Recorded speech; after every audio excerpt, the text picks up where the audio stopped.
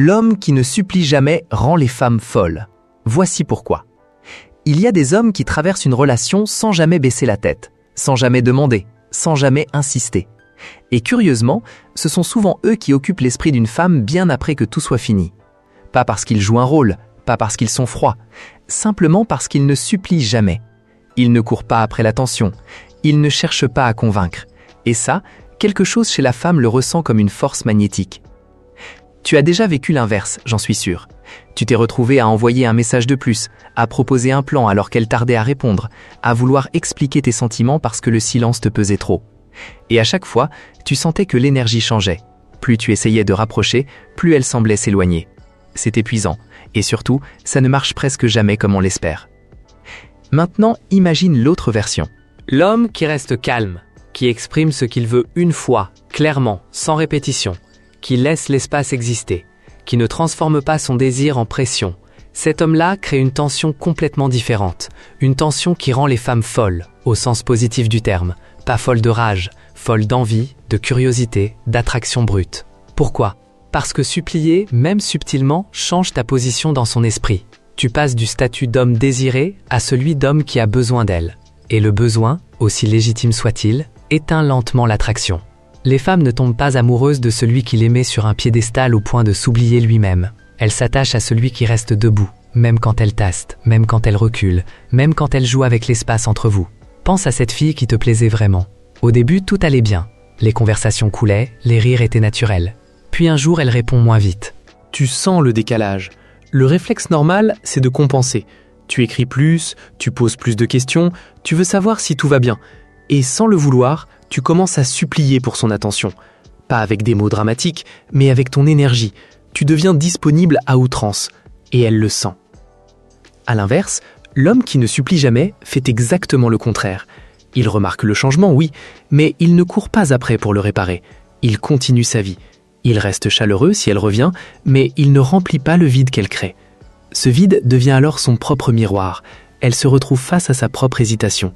Et dans ce silence qu'il ne comble pas, elle commence à penser à lui plus souvent. Pas parce qu'il est absent, mais parce qu'il est entier. C'est un principe profond de la psychologie humaine. Nous valorisons ce qui semble avoir sa propre gravité.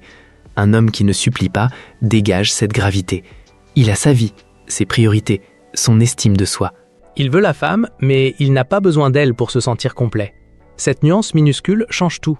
Elle transforme l'attraction en quelque chose de vivant, d'incertain, d'excitant. J'ai vu ça chez des amis, chez moi aussi.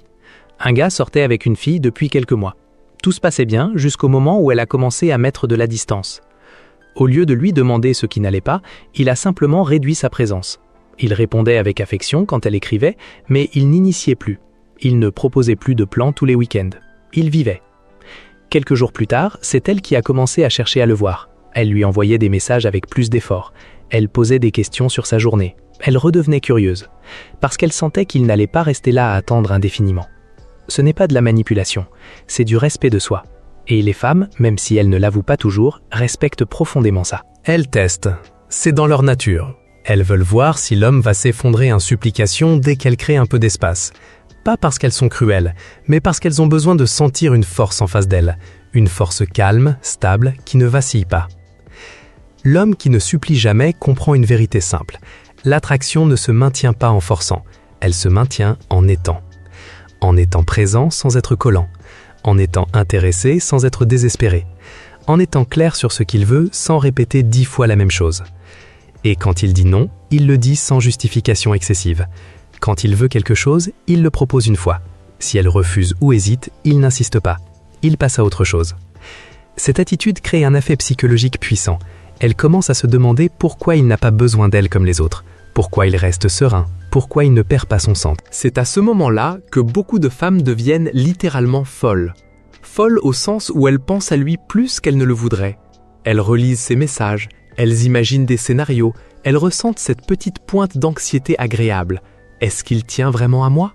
Parce que l'absence de supplication rend son intérêt plus précieux. Il n'est plus acquis, il doit être mérité. Tu vois, quand tu supplies, même doucement, tu communiques inconsciemment que tu te places en dessous. Tu donnes le pouvoir.